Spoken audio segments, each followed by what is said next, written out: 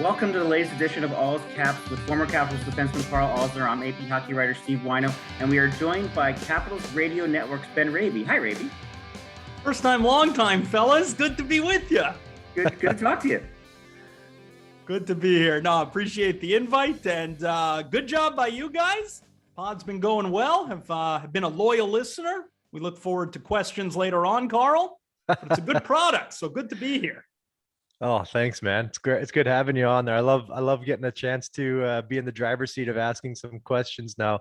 It's been a while, so it's nice that I get to mess with you guys just a little bit. Yeah, hard hitting. And Raby's been good for those of you who don't know Ben. A great human being, and actually has been giving feedback to me for this podcast because I don't know what the hell I'm doing. But Ben obviously does know what he's doing in this setup. Gentlemen, Capitals beat the Jets. Fall behind 2-0, 2:20 in, storm back, give up a late goal, finally win in overtime. Karl, you're sure your impressions on that win and just kind of stopping the bleeding a little bit? Yeah, you know what? So I caught the whole first period, and then after that I was kind of in and out. So I didn't get to see the opposite of the Capitals, basically. Yeah.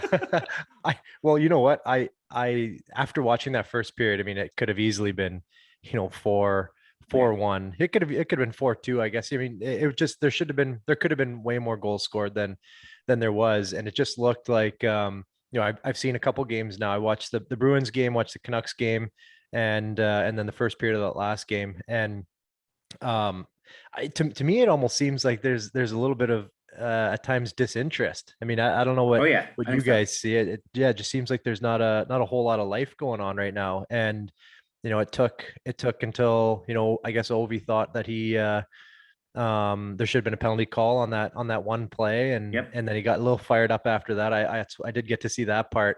And, that's all it takes sometimes. You're just a little bit of a switch. And then we all know he's the engine. If he's fired up and he's going, we've all seen what he can do. So to me, that's kind of what it seemed like happened. And then, after that, like I said, I wasn't watching every second of it, so I don't know the details. But from your guys' point of view, I'd love to hear what you saw in the second and the third. Yeah, Raby. That's because we did see Alex Ovechkin get very, very angry on the bench. Between Ovechkin and Wilson, I mean, they came to play last night. I thought they were both engaged really from the get-go, and ultimately good on Willie to be rewarded with the overtime winner set up by Kuzi there. But a couple of takeaways. I thought certainly as the game went along, I credit Vitek Vanacek keeping them in the game. He came up with big saves when you were still watching, Karl, in the first period, a breakaway stop on Andrew Kopp. You're down 3-0. Suddenly the game is probably a little further out of reach. And you know what, as well, I thought got lost in the shuffle, fellas. 3 big penalty kills for the Capitals in the second period, particularly. Game is tied 2-2. It's a pivotal moment in the game. You would appreciate this, Karl. You had the 4 penalty killers out there for the full 2 minutes. Nick Dowd, Kuznetsov, Jensen, TVR. They were gassed, and the Jets were real close from regaining the lead late in the second period. They didn't. Capitals were able to keep it a 2-2 game, ultimately took the lead in the third period, but thought the PK was big, thought Vanacek was good. But I'm curious from your perspective, Karl, you say they were, looked a little disinterested. They've acknowledged it's a mid-season lull. It's the dog days. Mm-hmm. They've got a lot of games in a short amount of time here. What is that like when you're in a little bit of a lull? You're not playing at your best. You recognize it in the grind of 82 games, and you've got to work your way out of it. Hey, first of all, I'm the one that's supposed to be asking the questions now here, Ben. No, but you know what? You're right. This is a tough time of the year. You got weather that's a little bit colder. You got snow days and stuff when I'm sure a lot of the older guys wish they were out there playing with the kids and enjoying what I'm getting to enjoy a lot of right now is seeing some of those family moments. But it's really difficult. And then you look too, like when Oshie isn't in the lineup, it completely changes the dynamic of that team, not only on the ice, but guaranteed off the ice. Like he's the buzz in that dressing room before games and warm up and all that. One of the guys that gets everybody fired up to play. So when he's not there, it for sure changes it.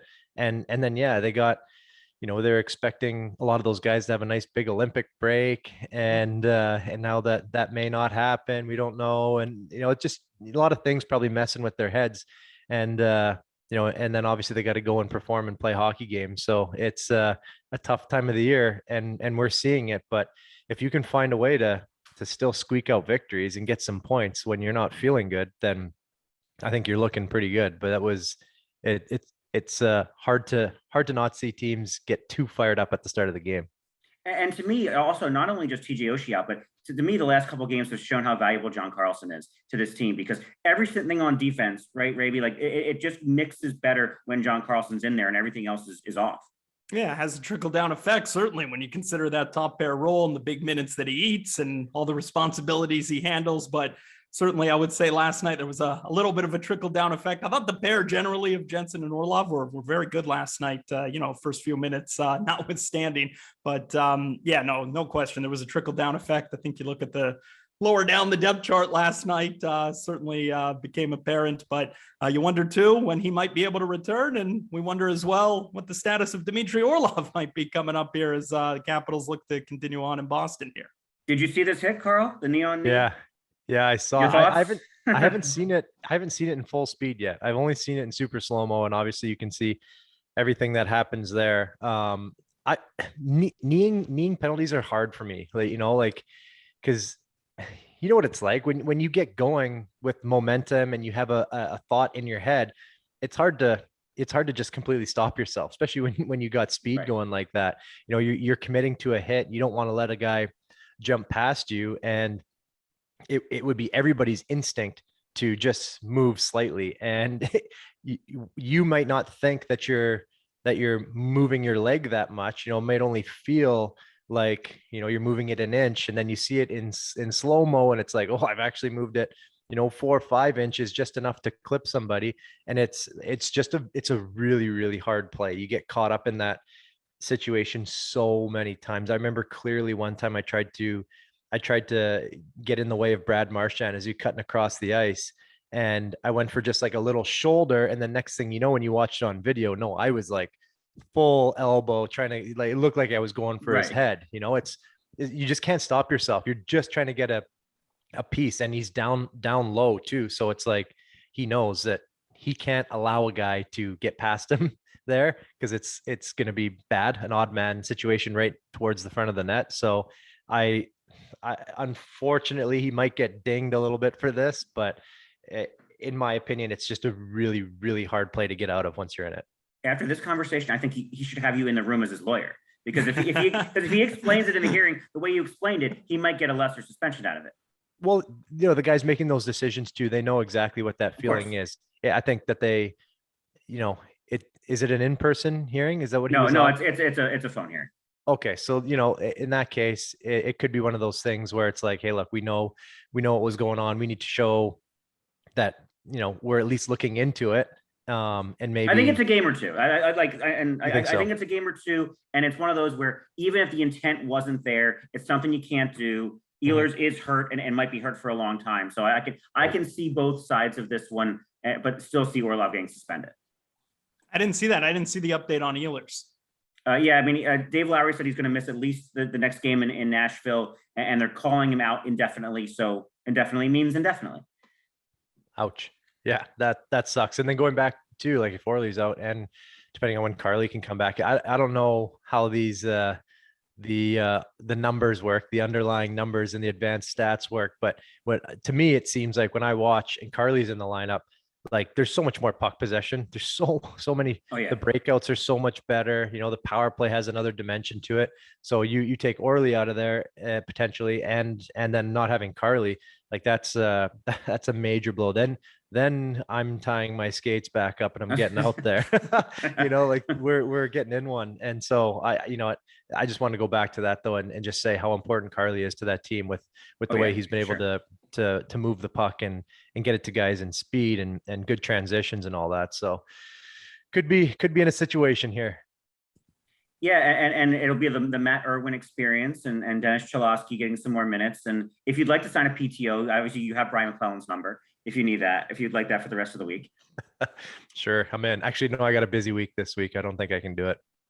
Yeah, you're needed this week. You're not needed beyond that. 10-day contract. That'd be amazing.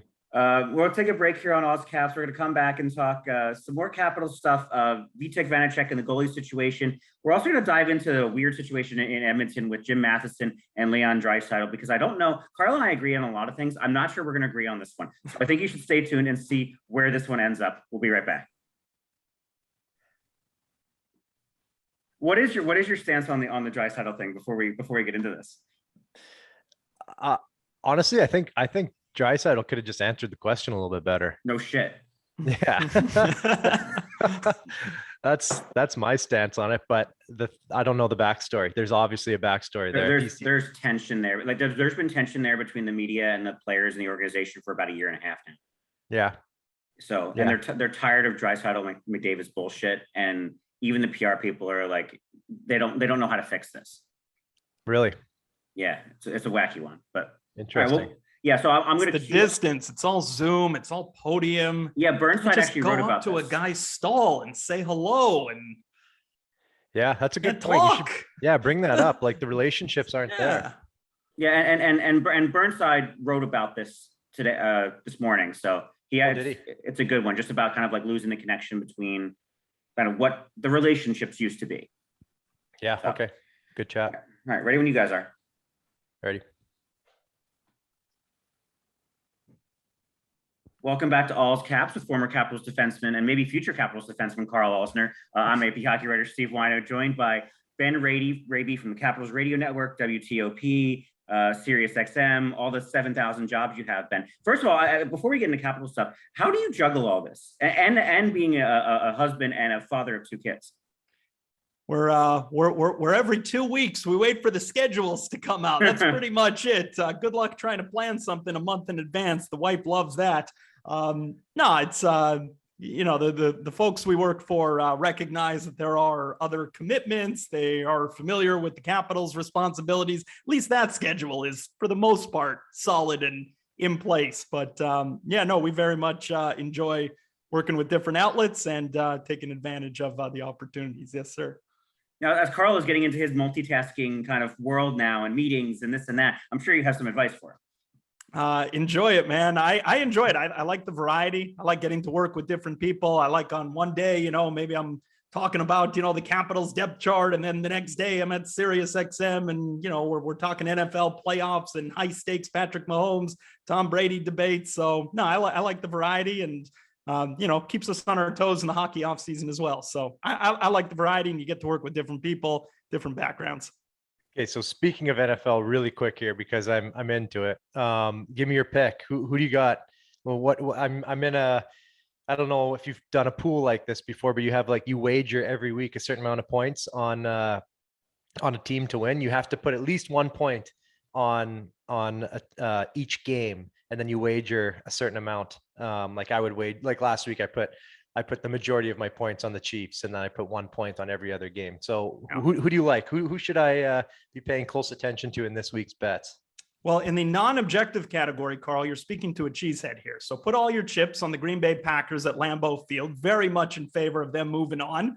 And outside of that, like the home teams, like Tennessee, that's boring. That's like going with chalk here, right? Like Tennessee, like Tampa Bay. Can we go with the Bills? Is that an upset? I don't think that's an upset. The Bills over the Chiefs. That'll be a great game. Sunday night.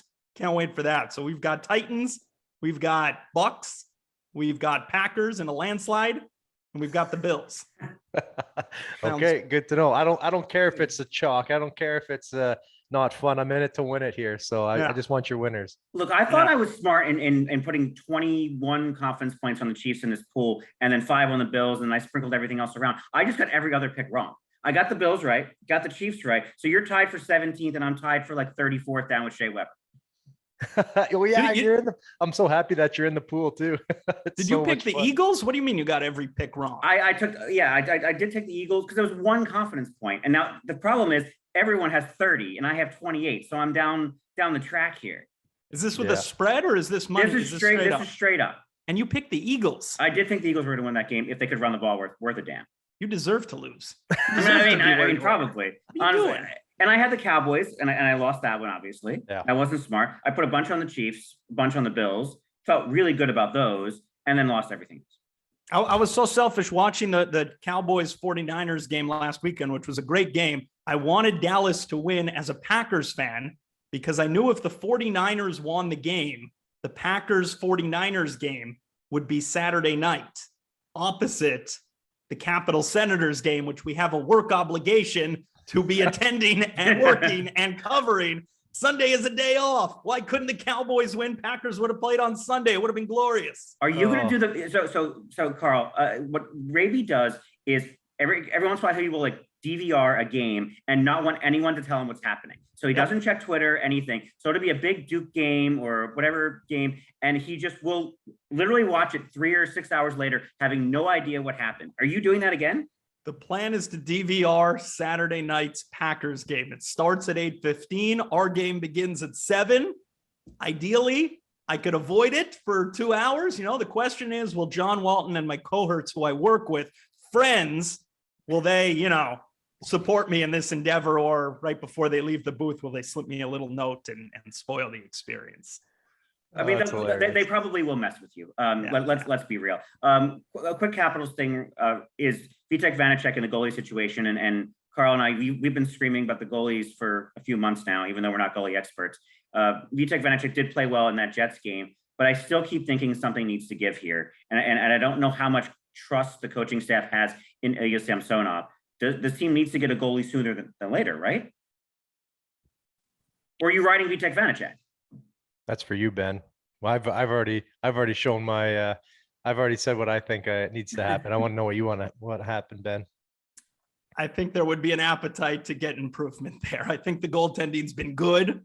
I think for a team with aspirations like this, and I know you guys have alluded to the window over the past few weeks for this team and this core, I think there's you have to have great goaltending, right, fellas? You need it to be great if you want to make a deep postseason run, and we haven't seen great from what's in place now. Could it be great? Sure, it could be great, but the track record and as the sample size grows here, it hasn't been great consistently enough. And surely between now and March 21, the trade deadline, all options will be explored. We know that Brian McClellan isn't shy from making big deals, you know, come deadline time, or to at least look into it. I'm sure all options are being considered, but for a team with you know, a lot of other great parts, the most important position, it needs to be better. It needs to be consistently better. Sure. Well, so Alex Ovechkin scores his 27th goal against the Jets, takes over the league lead. The man he broke a tie with, Leon Draisaitl, was in the news yesterday for the wrong reasons.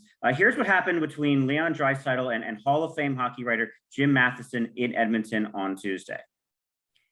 Karl also has been our Good Guy Award winner in the Washington media. He would never do this. But I'm curious your thoughts on this interaction between Jim Matheson and Leon Draisaitl. Yeah, so I don't know, but I'm pretty sure I've never, you know, given an answer where it was just like a one-word answer, you know, like a no. You've never given a one-word answer. I'm confident. Yeah, exactly. It's just not something that's in me to do. Like if I'm asked a question, I want to give an answer. So in my opinion, I feel like Leon could have he could have expanded a little bit more, you know, like the media has a job to do, you know, part of Leon's job is to, you know, entertain those questions and give an answer. That being said, clearly there's some history there. What he says there, you know, why don't you answer that question? You have all the answers. So, you know, there's some sort of history going on there. And finally there was a breaking point and that's what happened. But, you know, Ben, you brought up a good point earlier about the relationships. And I'd love for you to kind of explain that, because I always thought, you know, both of you guys were great at just coming up and just chatting, you know, and developing more of a relationship. And there's only been a few guys a few people, I guess, that I've come in contact with that have been good at fostering those relationships. So, you know, I'd love for you to just expand on your process behind getting to know the players and the coaches. Well, it's unfortunate because we're coming up on 2 years since everything changed, right? And locker room access was limited. And for fans, for listeners who maybe aren't fully familiar, you know, going back pre-COVID days, you know, the locker room, the dressing room would be open a few minutes after practice and media comes in and you get your interviews, you ask your questions related to the games. And yeah, as Karl said, you foster relationships. You talk like humans, you talk like people, as opposed to now the distance, the Zoom, even the podium nature. If it's quote unquote in person, it's still at a podium, it's still from a physical distance. And there isn't time to, schmooze, for lack of a better word, to just say, hello, how are you? How's the family? How's this? I noticed this, new equipment, whatever it is, just to talk like people, a conversation. And that's how you build better relationships. And now the distance between media and athletes, and I'm sure it translates to other fields as well, there's a distance, and it almost becomes, in some instances, adversarial. And it's very, very unfortunate. And I hope that one day it can be returned to what it once was, years ago. I actually think, and I wonder, Karl, if guys who you talk to who are still in the league agree with this.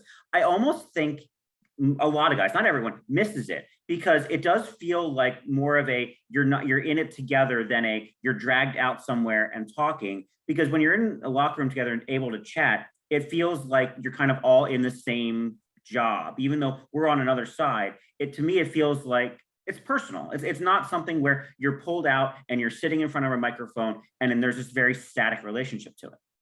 Well, yeah, and a conversation that goes, it starts out by one of you guys just saying, "Hey, I'm just going to ask you about the game last night and whatever. I got just a couple things that I'm doing a story for," and versus just coming straight in and asking a question. It's like, let's just have a quick briefing of what I'm going to ask you, and I could tell by your body language maybe that, I know that you need to do this for a deadline or whatever. So that right there, it's like, I can clue in again, you have a job to do. You're just trying to get your job done. Then we finish the interview, and then it's like, oh man, I'm so tired from last night. Like, right. That was a long game. Went to, whatever, went out to Bugsy's, had a couple beers and stuff. Like, just that right there, that's how we can connect on a different level.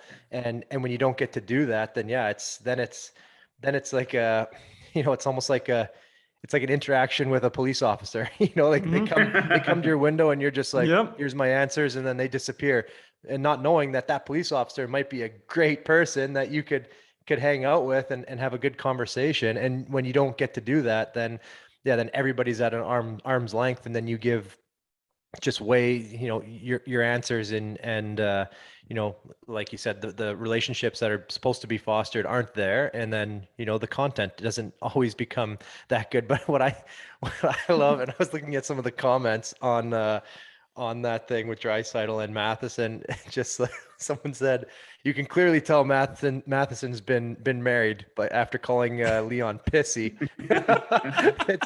It's just so good. And then hearing some of the other people in the media world, like some coming to his defense, some coming to Leon's defense, it's a weird situation, and which kind of leads me to asking, well, I guess both of you guys would be great, since you've both been in this for a while.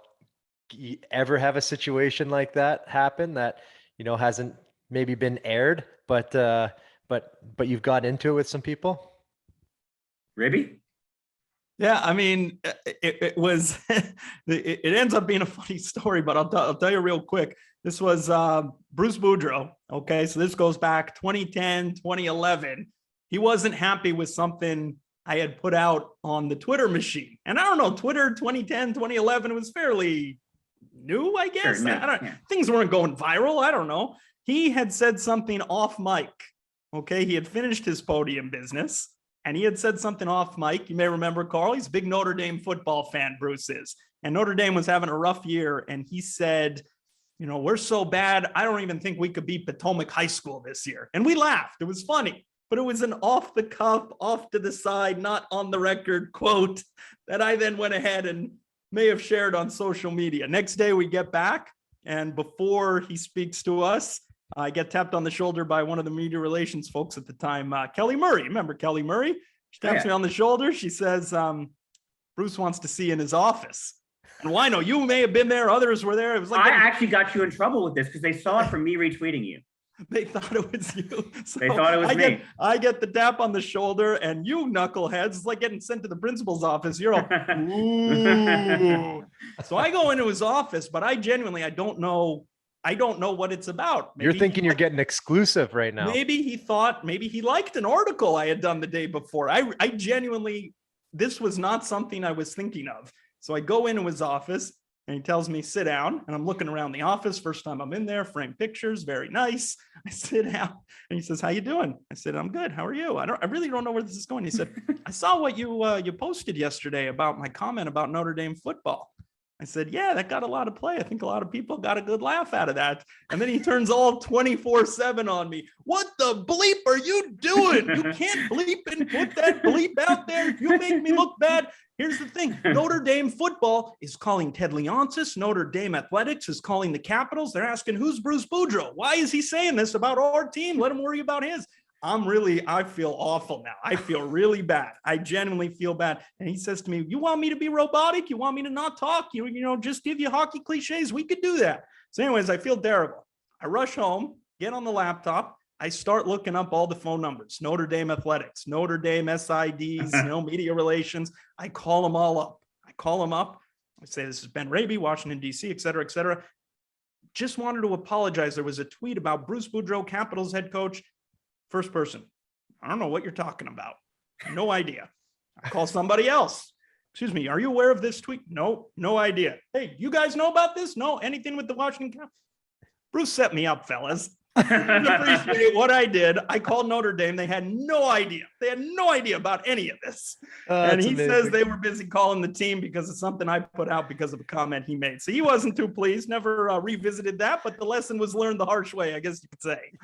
That's incredible. I mean, look, I've had a few of these over the years. The one that is most recent is I wrote a big story about Tom Wilson in the spring of 2019, and it was after the Sundqvist suspension, and so he's had a few suspensions at that point. They've already won the Stanley Cup. He's got the contract, and I thought it was a pretty good story. Talked to Tom about it. Talked to some of the Blues guys, including Zach Sanford, and did kind of what was titled Most Hated Man in Hockey, Tom Wilson. But it was a very sympathetic kind of what he deals with in social media and all of that stuff.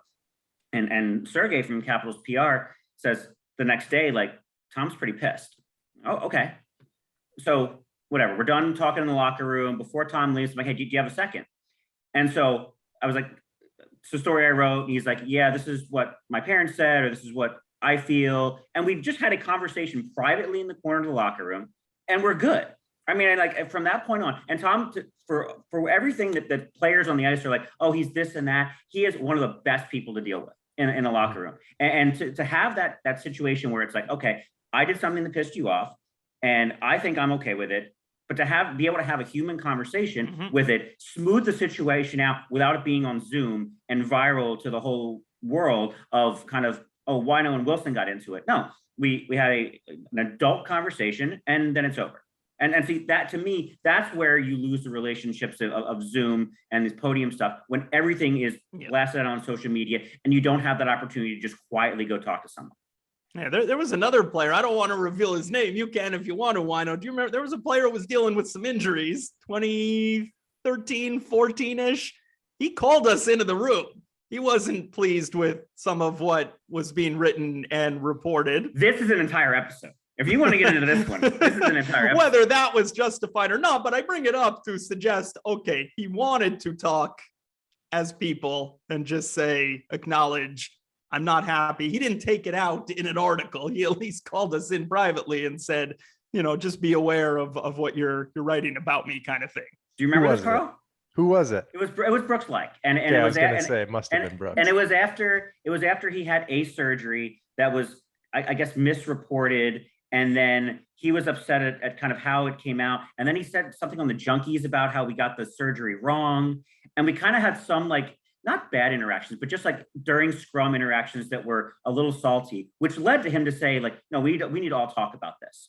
And he was, and at that point, it was a very kind of civil conversation. It's just one of those that could have very much boiled over if it were a Zoom or a podium situation in public about a situation like that. Yeah, I mean, it's tough because a lot of times not all the information has been given, and then you guys go off of what you have and what you believe is correct, and it might be might be pretty darn close, but there might be one thing, and that one thing could just make that player's head just set off and be like, no, Well, if only, if yeah, exactly. If only they knew this, then they wouldn't write that. And, it turns into a big gross thing. And it happened to me actually right after me and Mandy got married. We had our wedding website, and it was obviously just for family, like I didn't know offense, Right. guys, but I didn't invite any of the media to my wedding because I wanted Thanks, it Karl. just my family, right? And No offense friends and taken. stuff. And I can't remember what the guy's name was now. Anyways, he posted it, like he said, oh, this is Karl Alsner's wedding website. And so like all of our personal photos and stuff like that were out there. And I'm just like, why would you do that? It doesn't make any sense. I remember saying something there, and I think it got taken down.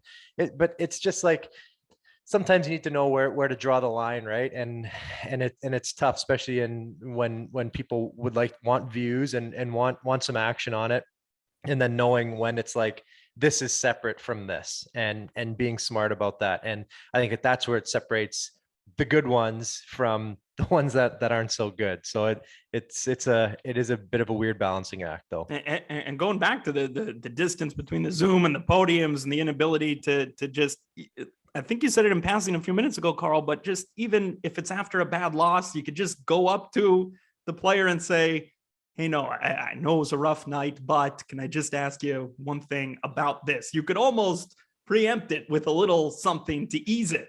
Whereas on the Zoom or podium, you can't. And why don't you may be the same? I've always enjoyed, over the years, you take advantage. If it's a player you see on the regular, might be able to plant a seed. Hey, could I get you in a few days on this topic? As opposed to just throwing it at him on a Zoom without any lead up or preamble. Yeah, and it's both. It's both being able to say, hey, can I get you in a couple of days? Like, I don't need you right now on this. I remember Steve Alexi and I, when he finally got his first NHL contract, I'm like, look, I need you for like 20 minutes, not right now, but you pick a day and we'll talk about it. Or even like visiting players come in who don't know me from Adam, and I could just quietly be like, hey, can I ask you about this? And then if they don't want to talk about it, it doesn't become a big thing. It's just, I don't want to talk about that. And some guys are great, and some guys, and it just allows you to have, just like any workplace, right? Like, you want to be able to have a private conversation where the whole world's not watching what you're asking and answering. Yeah. Well, you know what's funny? We've talked about this. Wino, is there's one member of the media that we discussed that we would not be having them on the show, and we're not gonna go names there. We're not going to do any names there, but it was this guy. He, throughout the whole season, we'd talk, you'd have fine conversations, no issues there, and then I find out like towards 3/4 of the way through the season, through my aunt, who told my mom, who told me, because I wasn't paying attention to anything that was going on, that this guy had been like, pretty harsh in a lot of the articles. And I'm like, really? I'm trying to think, like, who would it have been? Like, I've got good relationships with everybody in the media here, and then end of the season happens, whatever, and the guy comes up to me and says, hey, I just want to let you know I was pretty tough on you in the media this year, and I'm really pulling for you next year. And I'm just like, what do you mean you were really tough on me? Like, why didn't you ever have this conversation with me that you've been like, you've been on me, or like, what is it that you want to know? Like, let me have an opportunity to talk it out with you. And then, how sometimes in certain cities, Ben, as you would know, this city, it can sometimes spiral out of control pretty fast, and it can really turn things for a player, and which is exactly what ended up happening to me. So I just think that it's in two languages. Unfortunate. In two languages sometimes. In two languages, yeah. So I don't even have an opportunity to know what's being said about me. My translation isn't that good. So it's just, it can be frustrating too. Like, I don't think anyone needs to bury anybody. But I think we all need to understand that we all have a job to do. And, just like I might be able to go out and say on Twitter, like, I think Wino is a terrible writer. He doesn't know anything about this, nothing about that. And if I did that once a week for, 3 months straight, eventually that might catch on. Whereas, it works the exact same way with a member of the media and a player. I think Tom is a goon. He can't focus, blah, blah, blah. Next week, same thing. Then everybody who's following you would see that. Right. So I think what needs to always be remembered is everybody's trying to make a living. This is what we do, and we don't need to put anybody out. As much as you might not like somebody, or don't respect the way they play, don't respect the way they write, we're providing for somebody, and let's not try and ruin it for anybody here. And to me, it's about respect, and that was the thing probably lacking from that Draisaitl Matheson exchange, in my opinion. Is I think Jim Matheson deserved more respect from Leon Draisaitl in that situation. And now it's time for the favorite portion of the show, which is Karl's stupid questions. All right, Ben, since you're a loyal listener, you understand how this works. But just in case we have anyone new, we got 6 questions for you, ranging from ones that make sense to ones that don't make sense. And I have a formula in my head that I will use to add up your points at the end, so we know exactly where you are. And good luck to you. Yeah, we don't need to be number 1. We just need to be ahead of Jay Walton. Okay, let's make that happen. Let's work together. Have broadcast booth bragging rights. Well, he had 106 points. He's tied for 30. He's on the podium right now. So let's knock him off. Let's knock him off. All right. Okay. First question here is, I know that we all use spell check now, but do you have a word that you always misspell? Like I, in my text to you guys, trying to spell Draisaitl. Not a chance. I wasn't anywhere near. But do you have a word that you would always misspell? Yeah, Chalowski's a new one, but let's go with anniversary, which really shouldn't be. Anniversary is not that big of a word, right? But 2 N's and R's in there. Let's go anniversary, which is great when we have to write out cards. And it always comes out as what, anniversary? Yeah, exactly. Yeah. All right. This one, some of the guys I was talking to yesterday said I need to ask this question more often. What in your opinion is the ugliest vegetable? Ugliest vegetable. Is eggplant a vegetable? Eggplant's a vegetable. Eggplant's a vegetable. Let's go eggplant. Eggplant, yes. Okay, that's a good. It's not your everyday fare. It's an exotic vegetable. All right. Okay, so nice night out with everybody. You're having a good time, couple beers, and all of a sudden the karaoke machine comes out. What song is Ben Raby singing? Rick Ansley, can't go wrong with that. And a little Bohemian Rhapsody. I feel like this isn't overly original. Bohemian Rhapsody is a good one, right? That's a great one. Yeah. You're going to be up there for a while singing that song. Yeah, that's right. I think that's 6 minutes plus. You're paying by the hour. That's on you. Yeah. Got some lung strength right there. Okay, so we kind of talked about issues sometimes we have with talking to people and interviews and all that stuff. Do you have a favorite person that you like to interview? Favorite person outside of the Karl Alzner category? Wait, we talking Capitals alums? We're keeping it in the family here. You know who I like talking to, but I feel like not too many others did for some reason. I developed a good one with Daniel Winnick. Okay, in it to Winnick. All right, Wikipedia. Yes. We were good with him. And the other one, John used to make fun of me for this one. We felt we cornered the Alex Chason market. I don't know. There was some Quebec bond there, but I liked Winnick for the go-tos. I thought he was to the point. He was frank. He was honest, and he was. We were good with him.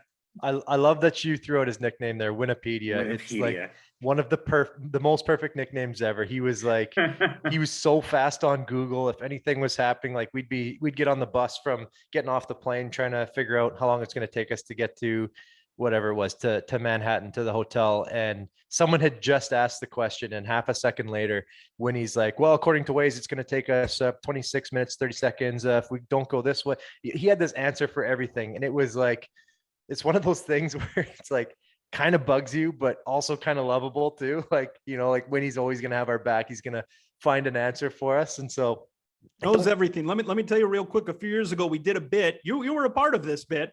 We did a bit around a U.S. election. I went around the room. So you can't do this on Zoom. I went around the room and I asked you guys the hard-hitting question: which teammate would make the best politician? And Justin Williams, without missing a beat. All you guys gave it some thought. Justin Williams did not miss a beat. I teed him up. I said, which teammate would make the best politician and why? He says, Daniel Winnick, because he knows everything and he's never wrong. And he burst out. He said, drop the mic, and he left. I said, I love it. Very good. That's not your best drop the mic moment, though. You know the one I'm talking about. The I don't watch hockey. Oh, I don't watch hockey. Yeah. Share This that one? Oh yeah, this is I forget, like the Flyers and Penguins were playing a series or something had happened. Some elsewhere around the league. rivalry night. The night you love to hate. Right. And it was I think Ben and I were the only people left in the locker room. And he asked Wojtek Wolski about something. And Wojtek Hold on, said, I'm on assignment from NHL.com. I did not To come ask up this with this question, question, yes. Karl. NHL.com was getting voices from around the league. Who's going to be tuned in to Sidney Crosby and the Penguins against the Flyers? So Wojtek Wolski is standing there. I go up to him and I said, listen, I've got this bid from NHL.com. They want to know about Penguins Flyers. If you're going to be tuned in. And what did he say? Well, I know it was the way he said it. He just said, I don't watch hockey, and just left the room. Stormed Just out. drop the mic. I don't watch hockey. And then I don't think, did he ever score a goal after that in the NHL? Well, I know he has 99 career goals. Shouldn't take shots at the fella. That's 99 No, more but- than you but- and I but- combined. But he has 99. He's on 99. And to be fair, I actually covered Wojtek at the 2018 Olympics without NHL players. And it was after his neck injury and all that. And we had a terrific conversation. So whatever had happened, I am a big fan of Wojtek Wolski, and I love this story. And Troy Brower saved the peace. Should mention that. Of course too. He saw what happened and he just called me over. He said, here, what do you need? Oh, really? Yeah, he said, what do you want? Penguins, Flyers? And, I used to play in the Blues and Blackhawks, and you get up for those games, and it's perfect. Oh man, so maybe Wolski was having a tough day and it was just bad timing. Needed to walk away from that one, but you'd be surprised. I mean, that's probably also a fairly honest answer. How many guys don't watch any hockey? TJ Oshie, same one. TJ Oshie does not, like, every time you try to ask guys, he's like, guys, I don't watch. I'm like, that's fine. This is your job. It's okay. You don't have to. And there are guys who watch everything. I was talking to John Davidson from the Blue Jackets. He's like, man, I watch hockey all day and all night. So I'll be watching every single game you can imagine. Yeah, I mean, I'm more along the lines of TJ. Like, I never watched a single thing unless I, there was something that I needed to see. Like, That surprised me. Even before kids. Even before kids, we would never turn the TV on for hockey. I was like completely check out. The only hockey I would get would be the next morning. We'd have like the NHL Network on, or TSN or whatever it was, would have like the highlights run over and over and over, and then I'd watch the highlights 5 times. So then I knew everything that was going on, but we would never throw a game on. I remember I went to Brooks Lake, had me over for dinner one of my first couple years there. And first thing he did was flick on NHL Network or whatever it was. And he had the game on, and then the next game on. And I'm like, do you normally watch a lot of hockey? And he's like, I watch every game. Like, I know everything that's going on. I'm like, oh buddy, like I need to decompress. You can get burnt out. I get burnt out. Yeah. Exactly. But some people like it. I watch way more now than I ever watched playing, because I kind of need to know what's going on a little bit more. So I get that, but maybe just tough timing with Wolski there. Great story though. I'm always curious. I don't mean to throw the question at you here, but real quick, I'm always curious with players, current and former. When you watch though, like when Wino and I when we watch, news reports, I feel like I watch them differently. I watch how they're presented. I'm watching more than just the story. If you follow, if I watch SportsCenter, I'm curious how the stories are presented, what order, why was it done this way, nerdy intricacy journalism stuff. When you watch hockey, like what do you look for? What do you watch for as a hockey player or former? Well, it depends. If I'm watching on TV, I'm watching kind of like I'm just watching the game, like kind of what's happening. I'm seeing who seems to have the momentum, where the energy is, and stuff like that. If I'm watching in person, where I can focus on, not just the camera angle, I can see what's going on, I'll watch a certain player, or I'll watch like, what's going on all the time on the forecheck. I'll always want to see where all the other guys are. Like, I'll think as a defenseman, I'm like, okay, where's that puck going to go? Like, where's the best out right here? Someone's just dumped the puck in. Other team is forechecking, 2-1-2 or whatever. I'm thinking, okay, where's my out? If I was out there, what am I doing right now? How do we break this? So there would be a couple times where I would watch. Actually, I remember this. This was when I was with Laval, and we were in Winnipeg. So we were playing the Moose the next day, and I remember. So I went there the day before with my agent. We watched Tampa play the Jets, And I remember seeing that. I'm watching their breakouts and I'm watching their neutral zone. And I'm like, well, obviously, the Moose are probably playing the same way the Jets are. And Tampa's breaking them every single time in the neutral zone and this on their breakouts. And I'm like, good to know. So we go the next game, and sure enough, exact same forecheck, exact same neutral zone. And we broke them every single time. I think they ended up having I think Winnipeg had like 10 shots all game because we just knew exactly. Like I remember paying close attention, telling my other D-men like, hey, they do this all day long. This is how we break it. And so that's kind of what I'm looking for. I'm looking for a weakness when I can watch. And so I don't necessarily pick up on the full game, but I'm looking at like I'm creating a pre-scout for a team. Looking for things you could exploit. Yes, exactly. Exactly. Okay. We got 2 more for you, and then I got to run and pick up my kid from school. And I got to run and see what the hell's going on in Capitals practice. Yes. Yes, exactly. Okay. This one here, and it's tough to go back and think, but what's the best thing you've ever eaten? Best thing I've ever eaten. Dish. I'll give you a second to think about it. I can remember right away. I had this. It was at Mini Bar in downtown in DC, and they had this donut. The outside was donut, but the inside was ice cream, and it was the best single bite that I've ever had in my life. Oh my goodness, best thing we've ever eaten. Probably some sushi dish. I'm a huge sushi fan. And you can't go wrong with sushi. Yeah. There's probably some exotic sushi dish I had, but oh my goodness, we're going to lose creativity points here. But we're going sushi, and we're going some exotic sushi I must have eaten somewhere. Exotic sushi. Okay, I'll remember that. Do you like sea urchin? Is that a type of sushi? It's one of the worst things I've ever eaten. It's like a type of fish that is on, what do they call it? Uni, maybe? I don't know. It's on sushi. I'm not familiar. The less questions I ask when I eat sushi, the better, but I'll eat it. But you enjoy it. Right. I love it. Yeah. That's a real treat. Yeah, I love it. All right, last one for you here. Let's think selfishly, okay? As selfish as possible. You have $1 million to burn. Just burn through this $1 million. What are the things you're doing with it? I guess we're going down south where we're going to enjoy ourselves on a vacation. But I like memorabilia. I like things. I like things that could be. As you look at my bare walls on this video Zoom here, I can see that. I like memorabilia. I like things that could be possessed. What do you want? You want Aaron Rodgers' helmet? Like what are we talking about here? Yeah, like jerseys and things like that. But $1 million's a lot to burn through. But would go through some experiences, some travel, go south, maybe hit up some ballparks. Maybe include the family. You just said selfish, though.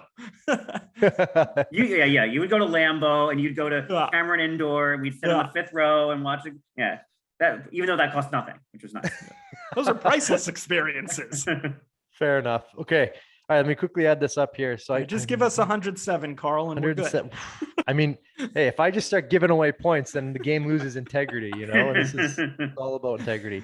I'm gonna the sushi. I'm gonna have to dock a couple points for creativity. I think Platinum was on anniversary. Okay. Going back to my scores here, you are sitting. I hate to say it, but you're gonna be sitting at 101 points. South of tied with Steve Alexi, though. All right, that's good company. Yes, you should be happy about that. Steve was a great guest. Just have somebody next week knock off John from the podium. All right. Well, if Jason Chimera might knock John Walton off the podium. Might become the new number one. Exactly. Well, thanks for participating in my my silly questions right there. Stupid questions. Yes. And appreciate it, Karl. Raby, thank you very much for joining us. Yes, sir. Appreciate it, fellas. All's caps. Thank you. Thanks, man. Everybody, thanks for listening. And we'll talk to you with Jason Chimera next week on All's Caps.